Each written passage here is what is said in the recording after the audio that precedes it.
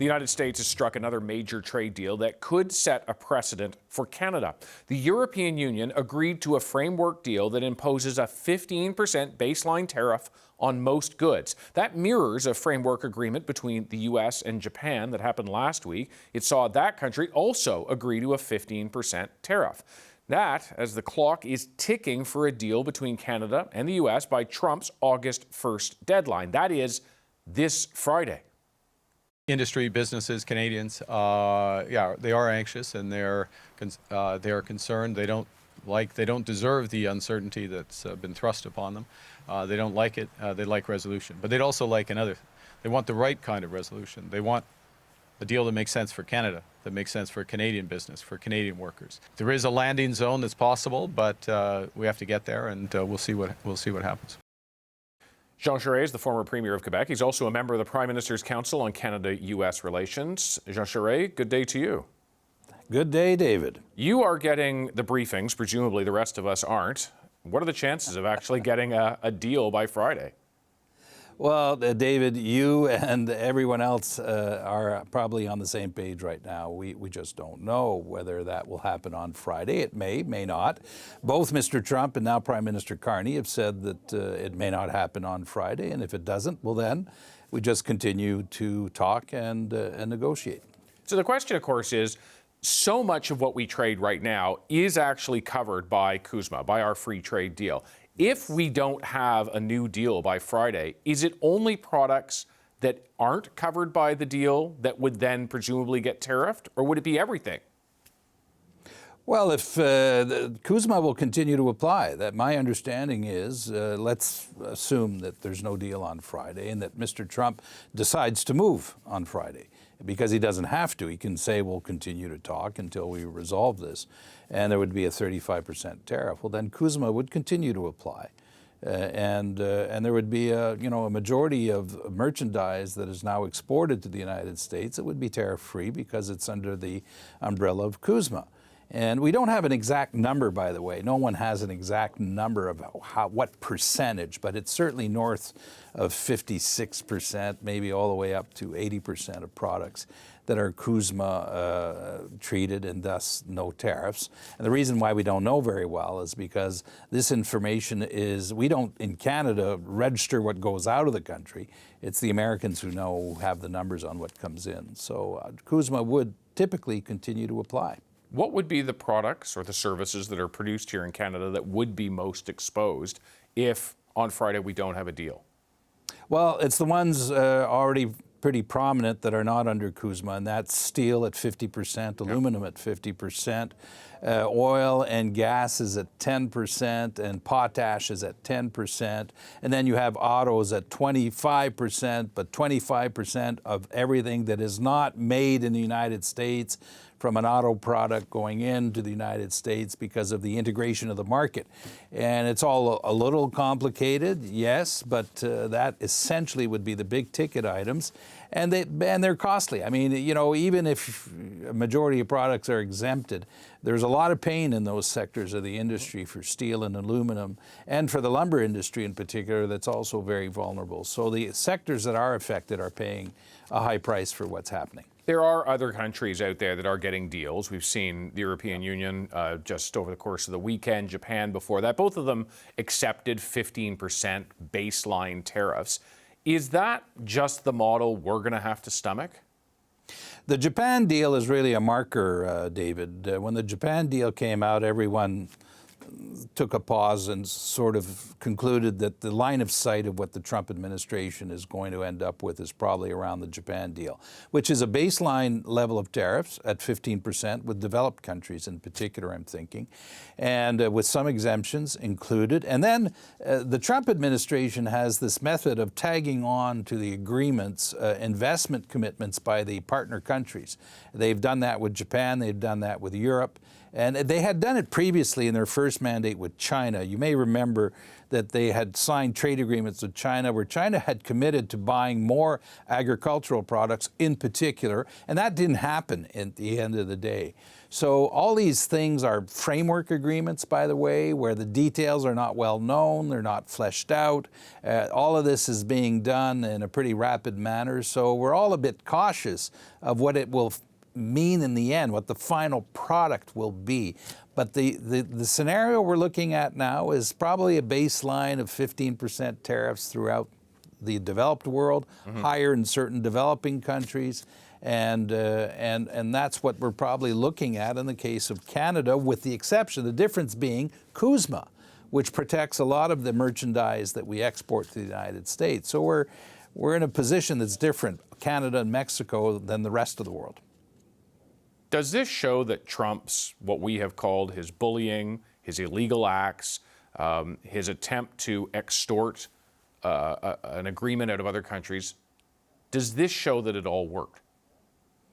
Well, it's superpower politics is what it is, David. I mean, here we have a government, a Trump administration, who does not believe there is a global community, they've said that, and whose view of the world is that the world is an arena.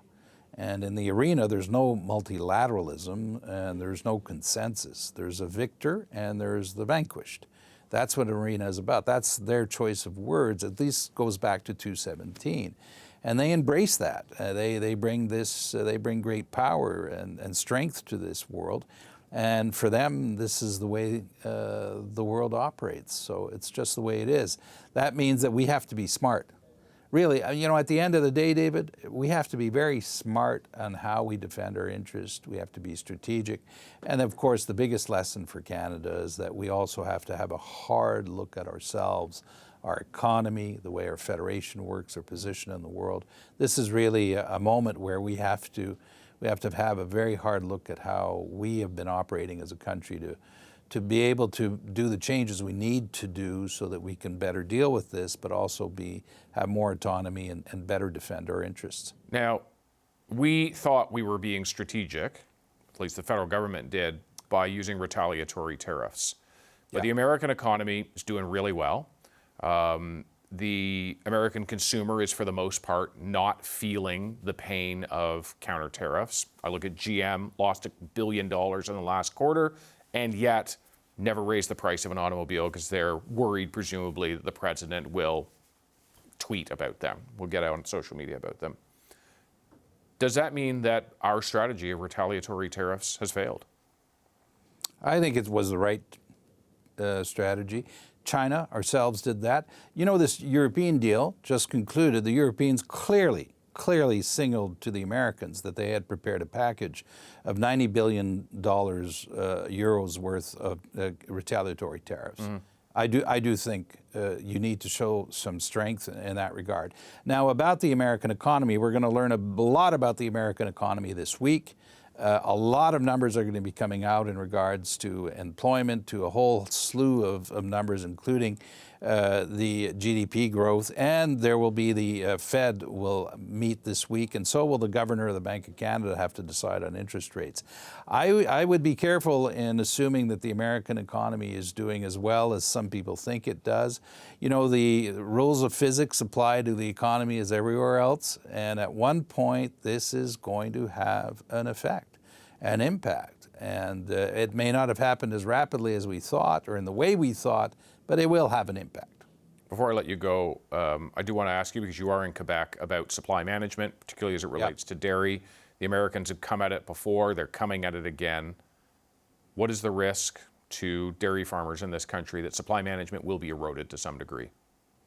Our government has been very clear on that, and by the way, there's a consensus on this in the House of Commons among all three parties. And, you know, the Americans also protect sectors like sugar and the Farm Bill. Every country in the world, David, has sectors that they choose to protect. That's the reality of trade. Now, at the end of the day, 99% of everything that goes back and forth is tariff-free or is not protected. And in the case of dairy, or what we call supply management for eggs and poultry, is a choice Canada has made, and I think it's a legitimate choice, one that even Donald Trump recognized when he negotiated the last CUSMA agreement with Canada in 2018. Jean Charest, thank you very much for your time today. Thank you, David. Prime Minister says trade talks with the U.S. have entered an intense phase as the clock winds down to Friday's deadline. One of Mark Carney's predecessors, Stephen Harper, spoke about those talks today, saying the federal government sought his advice a few weeks ago. My advice was, yes, on the economy, we've got to kind of get something short-term worked out with the Trump administration, but this really is a wake-up call for this country to truly diversify its trade export markets. The Trump administration is completely right to deal with some of its trade challenges, but declaring a trade war on 200 other countries at the same time? I mean, come on. Some of this country's premiers also weighed in on the trade talks today and provided their own thoughts to the Prime Minister. The United States just finished putting the boots to the EU, sticking their finger in their eye, telling them that they weren't pulling their weight, that they're a bad partner. We need to show up to all these countries that are getting done over by the United States and make sure that we're there to say we're a strong partner for you. We want to do deals with you. I don't trust President Trump. He'll say one thing one day and say something else and then in the news the next day. We want a fair and free trade. But if he wants to attack our steel industry, our aluminum industry, other industries, we need to hit him back. And with that, it is time to bring in our power panel. Supriya Dwivedi was an advisor to former Prime Minister Justin Trudeau, Lisa Raitt, a former Conservative cabinet minister, and Brad Levine, a former national campaign director for the NDP. Good afternoon to all of you. Hey. Hello, David. Okay, the boilerplate answer for the Americans seems to be 15% tariffs for everyone. They did it with Japan. They've now done it just now with the EU. Jean Charest told us earlier, maybe that's where we're going to end up as well. Would it be a win if we landed there? Supriya, I'd start with you. Probably not. I mean, look, everything is relative at the end of the day. So if we are looking at it comparatively to what other jurisdictions have gone through, then sure, yeah, okay. But I mean, the bar wasn't exactly set at 15% tariffs across the board for the most part, right? Like the bar was set that we would walk into this in a little bit more of an advantageous position than some other countries. To Premier Ford's point that he had made, I think it was today or earlier, talking about how much we actually export to the U.S. compared to a country like Japan. Like we are their number one customer, and you don't treat your number one customer the same way that you would all your other customers here. There's also the question of what's going to be covered by what would inevitably be a framework deal if indeed we got one. And it doesn't seem like steel, aluminum, auto, or softwood would necessarily be part of that. If it's not, Lisa Raitt, then where does that leave Canadians? Well, it leaves Ontarians in a really awkward position because they're the most trade exposed in all of those sectors. And that's probably why you're hearing Premier Ford have such strong language around what's happening right now. It is a very big concern in Ontario as to what's going to happen with the tariffs. I'm actually getting to the point where I'm thinking that maybe signing on the dotted line of a deal that's passed by our House and their Congress, maybe that isn't the best path for us to take, because perhaps we want something that can actually be undone by a future government or a future configuration of Congress or the House of Representatives. Because at this point in time, Mr. Trump can decide just to bring in his security clearance or his security kind of tariffs at any given moment, even if we sign something. And one thing I do know is that even if it isn't, I would say, good for Canada, the United States don't necessarily let you off the hook when it comes to having a deal with them. Even if it's not a great deal for your partner, they're not going to rewrite a deal. So maybe signing a deal isn't the path forward. I know it sounds contrary to everything we talk about, but maybe a tariff is a lot easier to be swept away than an actual deal. Is that what Donald Trump wants? Brad?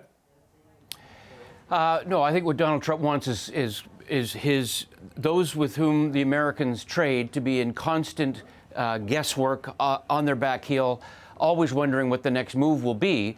And he negotiates through the media in real time, where when it's at 35% or 50% tariffs and it comes down to a lower amount, maybe 15, then the recipient of that 15% tariff takes it as a win for them, when in fact that was his plan the whole time. You know, for success, whether it's on this Friday, the August 1st deadline, or if some kind of an agreement comes in the weeks ahead, looking at what other countries sign and then comparing us to that, I wouldn't do that. Your first question, to the panel, I wouldn't say that if we get what the Europeans got, we should be happy or we should be unhappy. We have a CUSMA agreement with the Americans already. They rely tremendously on the things that we provide them. Our economies are intertwined like no others. So I think we'll have to, plus our ability to backstop those sectors like the steel or the lumber or autos, our provincial and federal abilities to backstop those to help cushion the blows from these tariffs should all be looked at as to whether or not the ultimate deal is a good one or a bad one for Canada, as well as its duration. I think that's another component that we should be looking at. Brad, I hear you when you say our economies are intertwined and they rely on us, and I've heard those lines for months on end. And I'm not saying they're not true, but I am looking at, I was just talking to Jean Charest about General Motors. They lost $1 billion plus in the last quarter. They have not raised the price of a car, and they're not doing that, so the American consumer is not feeling it. We don't have all the economic data out there, but have our counter tariffs, did that strategy work? Lisa Raitt. Well, we have collected tariffs at the border. There's no question about it. So I think that it's a 1.5 billion. So something is being collected. And quite frankly, it was more of a sign. I think another symbolic sign, two things. One is the fact that we're not letting American liquor on our shelves has been an irritant for them, and it got their attention as well. I don't know whether or not, David, we can actually reach through the American economy and have a massive impact on the cost of goods going into the United States, but we can certainly make it uncomfortable for people who want to sell into Canada. And that's kind of what the purpose of the counter tariffs are. I want to add one thing. What I find fascinating about the clip from Prime Minister Harper is who he was talking to. And he was talking to American state legislature. That's what's interesting to me. Those are American lawmakers that he's talking to in very frank terms about whether or not this is a positive thing for the American government to pursue. But do they have, and I go back to you, Lisa, on this, do they have any sway with the White House, even those who are directly attached to the MAGA Republican movement? We had some of them visiting Ottawa just last week, and here we are.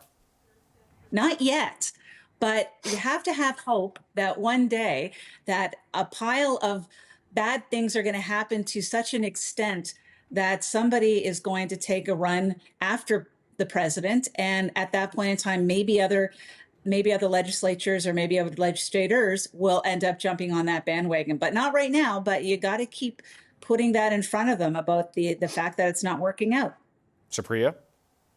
I mean, I don't disagree with Lisa. I think that makes a lot of sense. But I think I would come back to what Premier Ford said in that clip that you showed, David, at the top of the panel, which was, I'm paraphrasing here, but it was essentially like, you can't trust what Trump says. He says one thing one day and then says something else the very next day. So his word and, his whole underpinning and strategy for this, there is really no rhyme or reason to any of it. I mean, even if you look at his entire ethos for why he's doing it, is it to bring back American manufacturing or certain industries, or is it to collect tariff revenue? Because if you're boasting about tariff revenue, then clearly the manufacturing, hasn't really been brought back since your people are paying tariffs. And it's just, it is quite confounding. And I think this is the real crux of the issue in dealing with Trump, is that he is not a rational actor in the way that you would assume a very close allied partner and,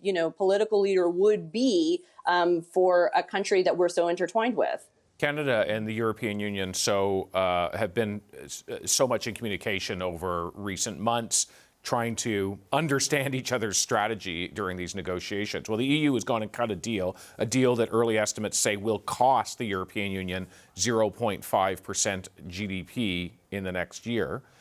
Has their willingness to do that deal, even if it's harmful to their own GDP, harmed our own chances? Any of you can jump at this. I I think to a degree, right? Because like the EU basically capitulated to Trump. They ended up with a terrible deal. The only reason why they can purport it to be a win is because 15% is less than the 30% that was originally threatened. But that's not like a win for anyone, and we shouldn't pretend like it's a win. Yeah, and on things like what the Europeans sell to the Americans, Americans will pay more for those European goods, so BMWs will cost more. We sell a heck of a lot more to the Americans, and a much more diverse, a range of products.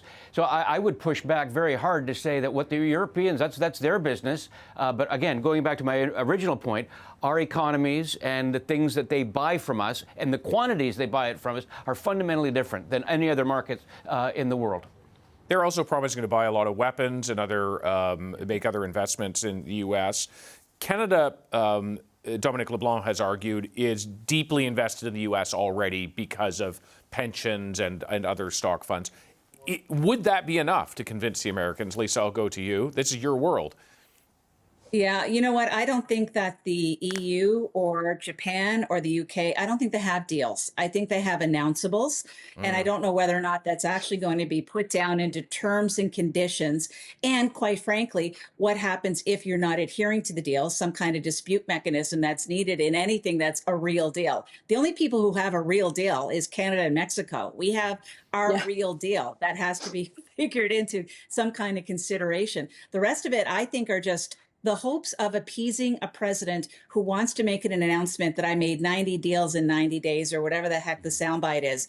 And that's basically it. I wouldn't put these on any kind of pedestal of it being a deal. And that's why it's dangerous for Canada to agree to reconfigure CUSMA, which is a real deal, and have something else that's in the works, whereas everybody else is just kind of making announcements. And I guess as time goes by, we'll see more and more whether or not this is something that the other countries are doing just to appease Mr. Trump and trying to make their way to the next midterm elections and wonder whether or not the Republicans in this form are going to hang on.